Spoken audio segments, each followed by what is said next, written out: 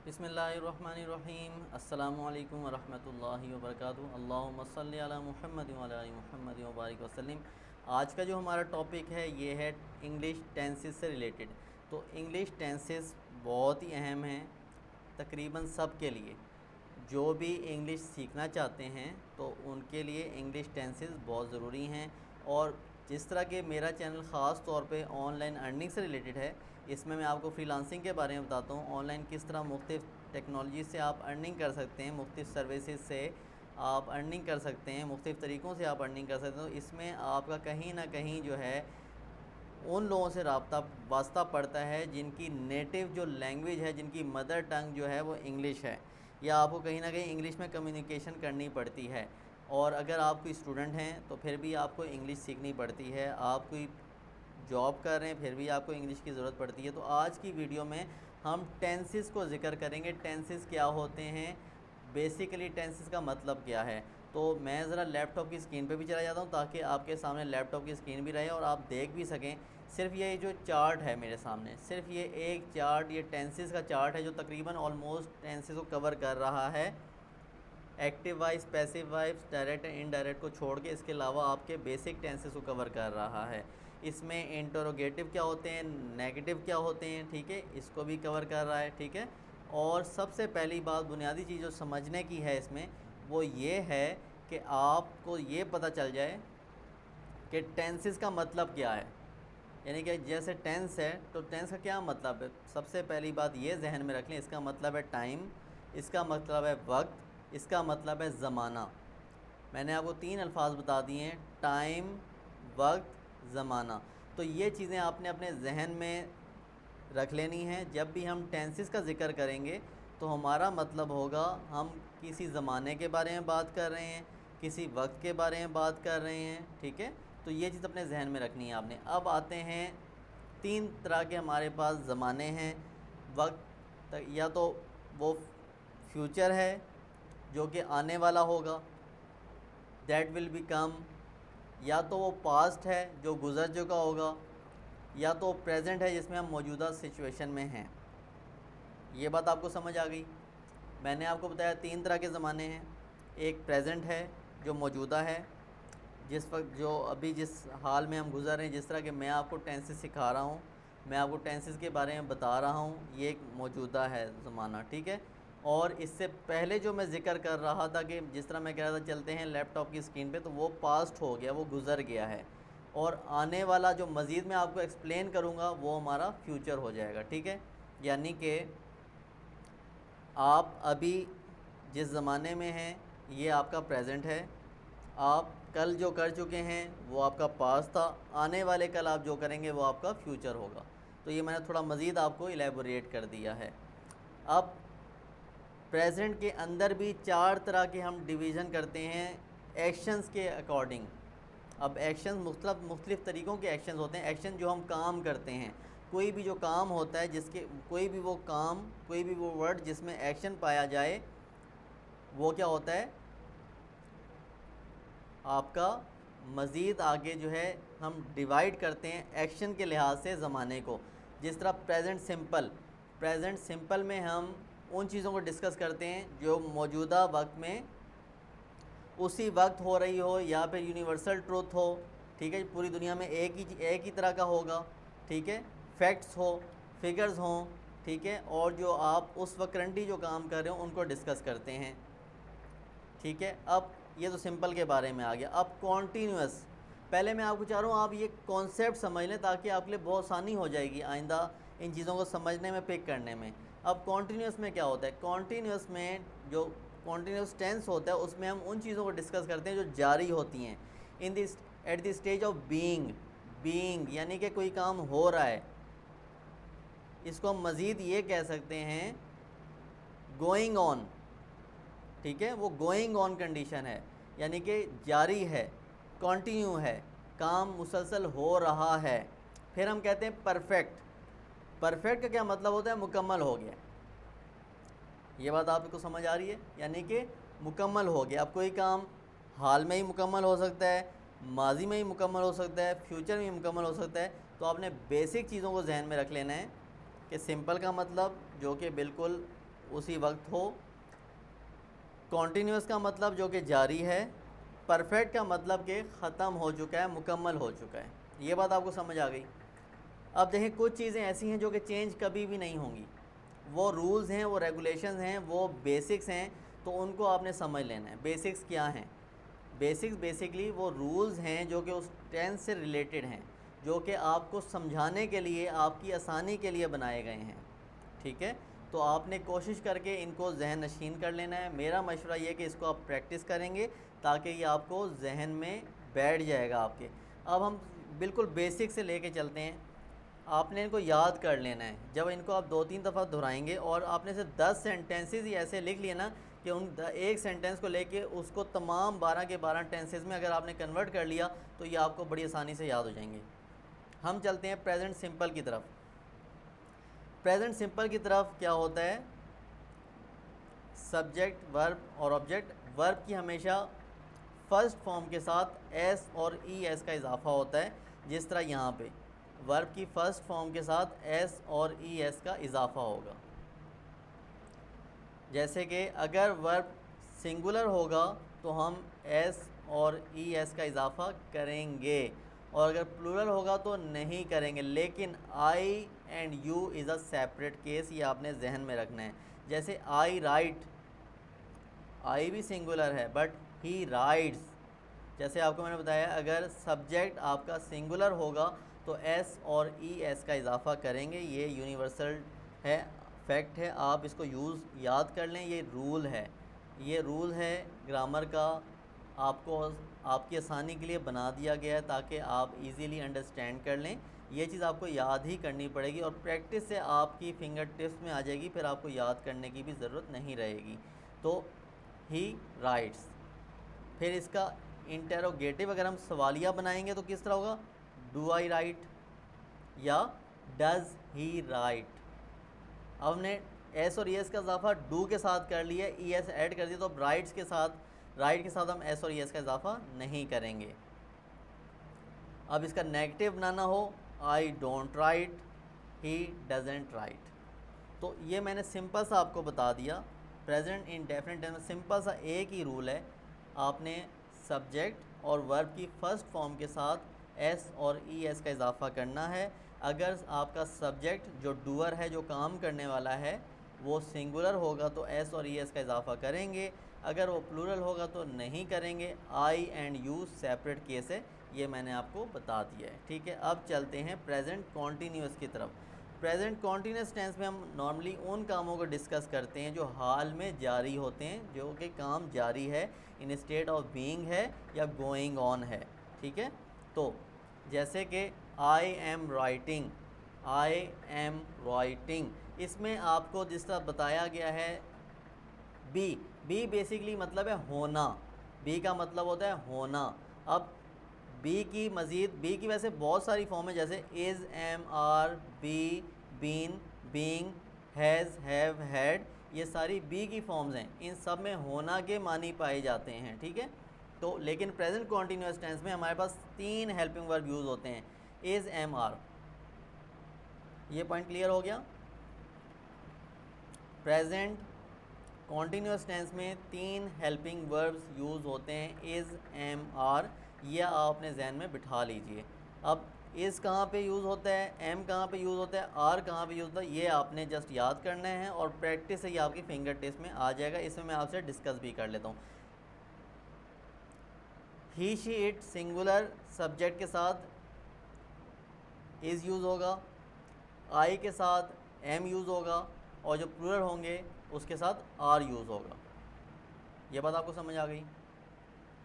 जैसे कि I am writing, मैं लिख रहा हूँ, ही इज़ राइटिंग, ये लिख रहा है, और अगर होगा वी तो वी आर राइटिंग। ठीक है, ये बात क्लियर हो गई? आपने 3 इसमें हेल्पिंग वर्ब याद कर लेने। जब भी हम प्रेजेंट कॉन्टीन्यूअस का जिक्र करेंगे, एक तो उसमें हेल्पिंग वर्ब यूज़ होंगे इज़, एम, आर, और वर्ब के साथ हम I N G form use करेंगे, वर्ब की first form plus I N G form. Sorry आपने जहन में रख लेना है, जब भी कभी भी हम कॉन्टीन्यूअस का जिक्र करेंगे तो वहाँ पे वर्ब की फर्स्ट फॉर्म के साथ ing फॉर्म यूज़ होगी, जिस तरह के आपको इस ग्राफ में नज़र आ रहा है ing, ठीक है। प्रेजेंट कॉन्टीन्यूस टेंस, अब से ये जितने हैं प्रेजेंट, सारे present simple, present continuous, present perfect continuous, फिर ये पास्ट के सिंपल, पास्ट के परफेक्ट, पास्ट के कॉन्टीन्यूस और फिर पास्ट परफेक्ट कॉन्टीन्यूस, फिर ये फ्यूचर का simple, future continuous, future perfect continuous और फ्यूचर परफेक्ट टेंस। तो अब देख लें कॉन्टीन्यूस टेंस में हमने क्या पढ़ा, हमने कहा सिंपल वर्ब की जो हम हेल्पिंग वर्ब यूज़ करेंगे वो इज़ एम आर होंगे, और वर्ब की फ़र्स्ट फॉर्म के साथ ing फॉर्म यूज़ होगी। ing फॉर्म क्यों यूज़ होगी वो मैंने आपको बता दी है, क्योंकि हम इसमें जो है उन कामों के बारे में ज़िक्र करते हैं जो कि जारी होते हैं, इन स्टेट ऑफ बीइंग होते हैं और गोइंग ऑन होते हैं। तो एग्ज़ाम्पल आपके सामने, I am writing, he is writing. अगर इसका सवालिया बनाएंगे, इंटेरोगेटिव बनाएंगे, एम आई राइटिंग, क्या मैं लिख रहा हूँ, इज़ ही राइटिंग, क्या ये लिख रहा है। और अगर हम इसका नेगेटिव बनाएंगे तो आई एम नॉट राइटिंग, मैं नहीं लिख रहा, ही इज़ नॉट राइटिंग, ही ये नहीं लिख रहा। अब आ जाते हैं प्रेजेंट परफेक्ट टेंस की तरफ। प्रेजेंट परफेक्ट का मतलब कोई काम हाल में मुकम्मल हो गया है, यानी कि जिसमें तकमील पाई जाए, मुकम्मल हो गया, परफेक्शन की तरफ चला गया, परफेक्ट हो गया, ख़त्म हो गया, मुकम्मल हो गया है। इसमें सिर्फ आपने याद रखने सिर्फ दो हेल्पिंग वर्ब हैं। किसी भी टेंस में हेल्पिंग वर्ब होती है, फॉर्म ऑफ वर्ब होती है, जो कि आपने याद रखनी होती है, उसी से वो टेंस बनता है, उसी से वो ज़माना बनता है, उसी से हम उसको अंडरस्टैंड कर सकते हैं डीप जाके। यार ये जो एक्शन है, ख़ास तौर पे एक्शन को आपने ध्यान में रखना है। ये जो हमने इतनी डिवीज़न की, ये एक्शन की बुनियाद पे की है, जो अमल हो रहा है।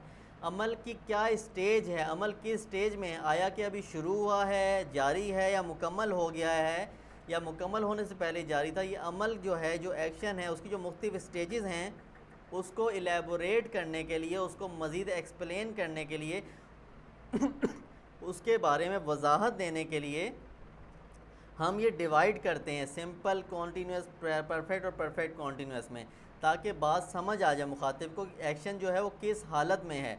तो प्रेजेंट परफेक्ट का मतलब है एक्शन मुकम्मल हो चुका है। जैसे कि इसमें दो हेल्पिंग वर्ब हैं, हैज़ और हैव। हैज़ हमेशा सिंगुलर सब्जेक्ट के साथ होगा, हैव प्लूरल सब्जेक्ट के साथ होगा, और वर्ब की थर्ड फॉर्म यूज़ करेंगे ये शो करने के लिए कि अमल मुकम्मल हो गया है, एक्शन मुकम्मल हो गया है, जो भी काम किया जा रहा था वो ख़त्म हो गया, तकमील तक पहुंच गया है।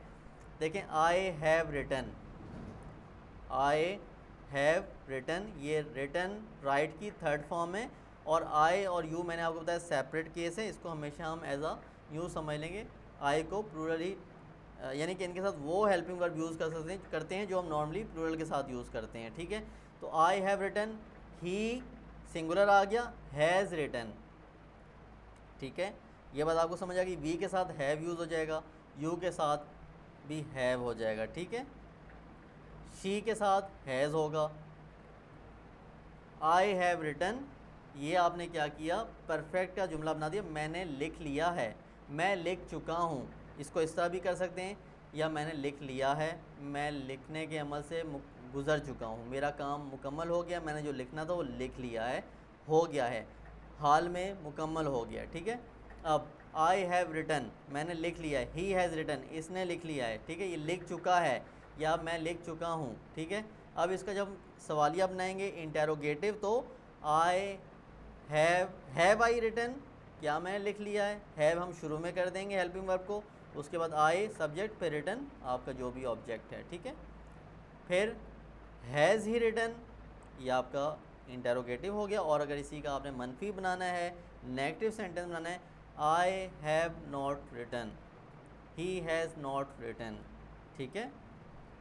तो ये सिंपल सा आपको मज़ीद एक्सप्लेनेशन हो गई। अब परफेक्ट कॉन्टीन्यूस का क्या मतलब है। परफेक्ट कॉन्टीन्यूस का मतलब है कोई काम हाल में जारी था और अभी जस्ट मुकम्मल हो गया है। इसमें हम सिंस एंड फॉर का यूज़ करते हैं, ठीक है।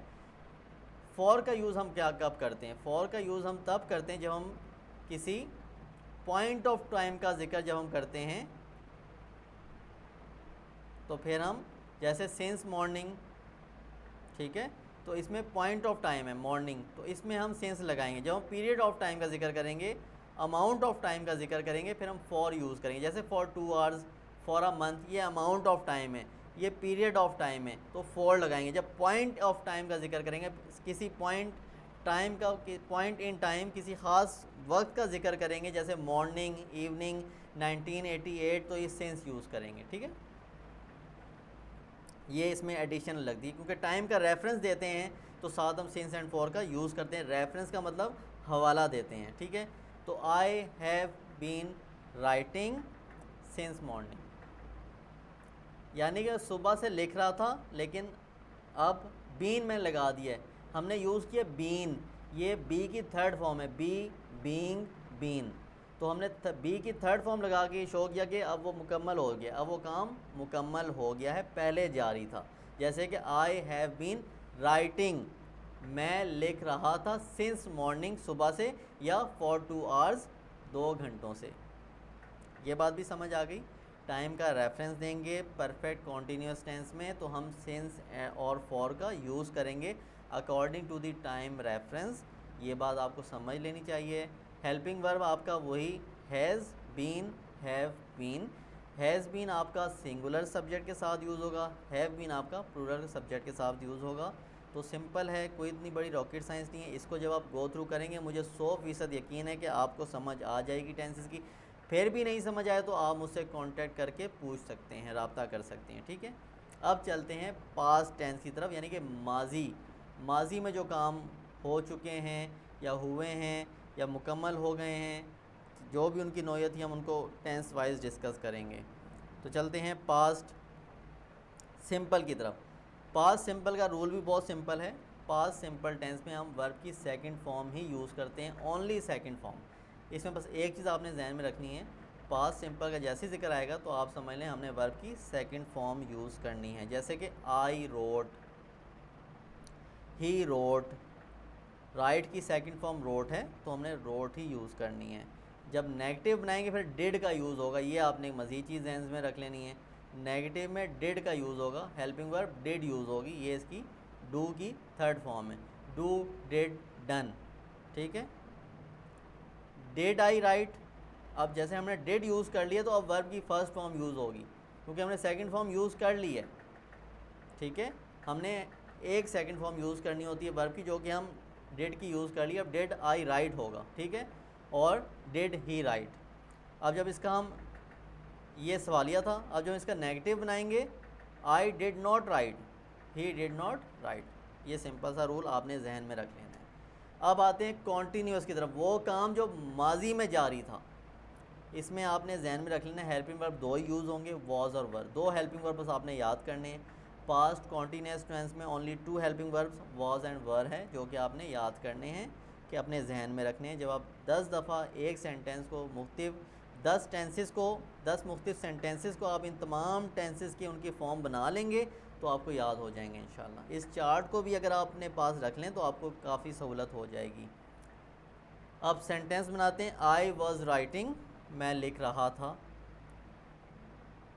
और वर कहाँ पे यूज़ करेंगे, we were writing, we were writing, हम लिख रहे थे। अब इसका जब सवालिया बनाएंगे तो वॉज आई राइटिंग, क्या मैं लिख रहा था, और जब इसका नेगेटिव बनाएंगे आई वॉज नॉट राइटिंग। ठीक है, तो ये सिंपल से हैं, सिंपल से जस्ट रूल्स हैं, आपने इनको याद करने हैं तो ये आपको बड़ी आसानी से याद हो जाएंगे। अब चलते हैं पास्ट परफेक्ट टेंस की तरफ। पास्ट परफेक्ट टेंस में ओनली 1 हेल्पिंग वर्ब जो आपने याद करना है वो हेड है। बस हेड आपने याद करना है। हेड, हेड क्या है, ये आपके सामने है, पास्ट परफेक्ट टेंस, ये सारा पास्ट परफेक्ट टेंस है। ठीक है, अब हेड, इसमें एक ही हेल्पिंग वर्ब होगा, परफेक्ट हो गया तो वर्ब की थर्ड फॉर्म यूज़ होगी। I had written, he had written, we had written, एक ही हेल्पिंग वर्ब यूज़ होगा, हैड। ठीक है, क्योंकि काम मुकम्मल हो गया है और परफेक्ट है तो हैड यूज़ होगा। और अगर इसका सवालिया बनाएंगे, हैड आई रिटन, और जब इसका परफेक्ट बनाएंगे, आई हैड नॉट रिटन। ठीक है, अब आते हैं पास्ट परफेक्ट कॉन्टीन्यूअस टेंस की तरफ। इसमें भी एक ही हेल्पिंग वर्ब है जो कि हैड बीन है। बीन मैंने आपको बताया है परफेक्शन के लिए, और वर्ब की, क्योंकि पास्ट परफेक्ट कॉन्टीन्यूअस टेंस है तो वर्ब की आईएनजी फॉर्म भी यूज़ होगी, और परफेक्ट का इशारा हम बीन के थ्रू करेंगे। तो I had been writing, I had been writing since morning. He has been writing for 2 hours। ठीक है, अब इसका अगर नेगेटिव बनाएंगे, had I been writing since morning, और जब इसका हम बनाएंगे, सॉरी ये इंटेरोगेटिव हो गया, सवालिया हो गया, और जब नेगेटिव बनाएंगे I had not been writing since morning. तो इजी है, कोई मुश्किल नहीं है, जस्ट आपने कॉन्सेप्ट क्लियर करने हैं। ठीक है, जब कॉन्सेप्ट आप क्लियर हो जाएंगे फिर इजीली आप इनको अपनी डे टू डे लाइफ में यूज़ भी कर सकेंगे। तो चलते हैं फ्यूचर टेंस की तरफ। उम्मीद करता हूँ कि आपको ये समझ आ रहा होगा। कोई भी चीज़ नहीं समझ आती, बग़ैर किसी चीज़ के आप मुझसे रब्ता करके पूछ सकते हैं। तो चलते हैं फ्यूचर सिंपल की तरफ। फ्यूचर सिंपल में एक हेल्पिंग वर्ब आपने जहन में रखना है। पहले शेल का यूज़ भी होता था, लेकिन अब मॉडर्न ट्रेंड में हमने शेल को यूज़ करना नॉर्मली छोड़ दिया है, लेकिन शेल अभी भी कुछ लोग यूज़ करते हैं एम्फेसिस के लिए। लेकिन in American style, in modern era, we are not too much bothering difference between will and shall. Okay, so now future tense में we simply use one helping verb and that is will, I will, and we use first form of the verb. Got it? So I will write, he will write, she will write, we will write. तो will सिर्फ आपने जहन में रखना है और verb की first form use होगी। जब सवालिया बनाएंगे will I write, और जब नेगेटिव बनाएंगे I will not write। Simple से रूल्स हैं, आप आसानी से इसको एक बार गो थ्रू करेंगे 2-3 दफ़ा। मेरा मशवरा ये है कि आप एक सेंटेंस लें, उसको 10 के इन 12 के 12 टेंसेस पे कन्वर्ट करें। ठीक है, और इन रूल्स को अपने जहन में रखें, तो आपको इंशाल्लाह ये 10 दफ़ा जब ये प्रैक्टिस आप करेंगे तो आपको इस तमाम बड़ी आसानी से याद हो जाएंगे और इंशाल्लाह भूलेंगे भी नहीं। कॉन्सेप्ट अपने क्लियर कर लें। कॉन्टीन्यूस में हमेशा आईएनजी फॉर्म यूज़ होगी, परफेक्ट में हमेशा थर्ड फॉर्म यूज़ होगी। परफेक्ट कॉन्टीन्यूस टेंस में बीन का लगा के हम शो करेंगे, थर्ड है, कंप्लीट हो गया है, परफेक्ट हो गया, और आईएनजी फॉर्म अगेन हम कॉन्टीन्यूस शो करने के लिए उसकी नेचर एक्शन की यूज़ कर लेंगे। अब चलते हैं फ्यूचर कॉन्टीन्यूस टेंस की तरफ। जैसे कि मैंने अगेन आप बताया, जैसे ही कॉन्टीन्यूस का जिक्र आएगा साथ ही आईएनजी फॉर्म आ जाएगी। ठीक है, और इसमें वन हेल्पिंग वर्ब है जो आपने याद रखना है, जो कि विल बी हेल्पिंग वर्ब है, जो कि आपने जहन में रखना है, आपने याद रखना है, और वर्ब की first form plus ING form use हो जाएगी। ठीक है, तो ये आप जहन में रख लें। तो आपको मैंने सिंपल बताया फ्यूचर कॉन्टीन्यूस टेंस है, आई विल बी राइटिंग, मैं लिख रहा हूँगा। विल आई बी राइटिंग, क्या मैं लिख रहा हूँगा? I will not be writing, मैं नहीं लिख रहा हूँगा। ठीक है, अब आते हैं फ्यूचर परफेक्ट टेंस की तरफ। इसमें भी एक ही हेल्पिंग वर्ब आपने जहन में रखना है, जो कि विल हैव है। Only one helping verb you have to keep in your mind, that is will have, और वर्ब की थर्ड फॉर्म यूज़ होगी क्योंकि परफेक्ट है। मैंने आपको बताया है, इन छोटी छोटी बातों को ध्यान में रख लें, आप बड़ी आसानी से टेंसेस पे अबूर हासिल कर लेंगे। अब क्या है? आई विल हैव रिटन, मैं लिख चुका हूँगा। जब हम सवालिया मार्क करेंगे विल आई हैव रिटन, और जब हम इसका नेगेटिव बनाएंगे I will not have written.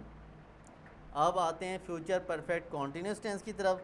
Future perfect continuous tense में क्योंकि मैंने आपको बताया परफेक्ट कॉन्टीन्यूस टेंस में हम टाइम रेफरेंस देते हैं, तो सिंस एंड फॉर यूज़ करेंगे अकॉर्डिंग टू टाइम रेफरेंस। अगर हम किसी पॉइंट इन टाइम की बात करेंगे, किसी भी पॉइंट की बात करें, जैसे मॉर्निंग, इवनिंग, 1988, तो इसमें सिंस यूज़ करेंगे। और जब अमाउंट और पीरियड ऑफ टाइम की बात करेंगे तो फॉर यूज़ करेंगे। जहाँ पे दुरानिया आ जाएगा, जैसे for 2 hours, for 3 months, got it.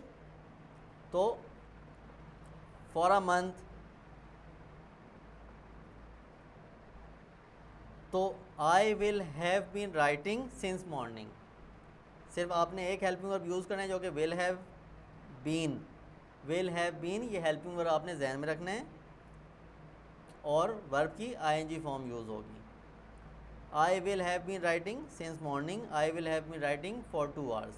और जब इसका मैं सवालिया बनाऊंगा, will I have been writing since morning, will I have been writing for 2 hours। और जब मैं इसका नेगेटिव बनाऊंगा, I will not have been writing since morning और फॉर 2 hours। तो ये सिंपल एक ओवरव्यू मैंने आपको टेंसेस के हवाले से दे दिए, ख़ास तौर पे बिल्कुल जो बेसिक 12 टेंसेस हैं उनके बारे में मैंने इसमें ओवरव्यू दिया है। आपने मुझे कमेंट करके बताना है कि वीडियो आपको कैसी लगी है, या आपको कोई भी क्वेश्चन हो तो आप उसमें पूछिए। अगर वीडियो पसंद आई है तो लाइक कीजिए, शेयर कीजिए और हमारे चैनल को सब्सक्राइब भी कीजिए, ताकि इस तरह इन्फॉर्मेटिव वीडियोज़ जो हैं मैं आपको प्रोवाइड करता रहूं और आपको वक्त पे मौसूल होती रहें। बहुत शुक्रिया, अपना ख्याल रखिएगा। Take care. अस्सलामु अलैकुम वरहमतुल्लाहि वबरकातुहू।